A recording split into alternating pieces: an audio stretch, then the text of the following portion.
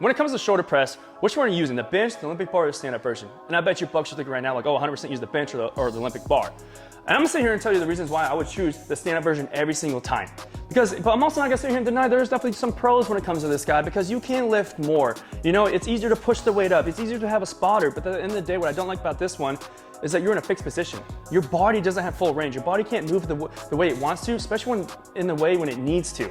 And that's when you start having issues. That's when you start feeling pain. That's when your rotator cuff starts hurting. And that's when you gotta take a step back on doing shoulders, and we don't want that. We always wanna take one step forward instead of one step back. And that's why I love the stand-up version, because you have full range of motion. You can put your body in the way it needs to, especially in scenarios when it has to be, so you don't get injured, so you don't get hurt. And at the end of the day, yes, you still want to have good form. You still want to have mind-muscle connection. You want to have slow and controlled reps, 100%. I do not deny that. But at the end of the day, you have full range. You're not putting your body in a position it doesn't like to be, or it doesn't, like, literally shouldn't be in.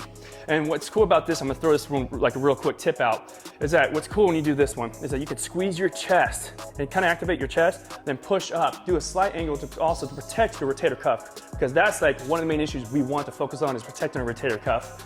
And then push up. Just slightly angle, push up. And so at the end of the day, use that method, use that little trick to kind of target your chest at the same time you're doing shoulders. And it's all about protecting our shoulders, it's about protecting our rotator cuff. And at the end of the day, let's get to it, let's have fun, and let's grow together.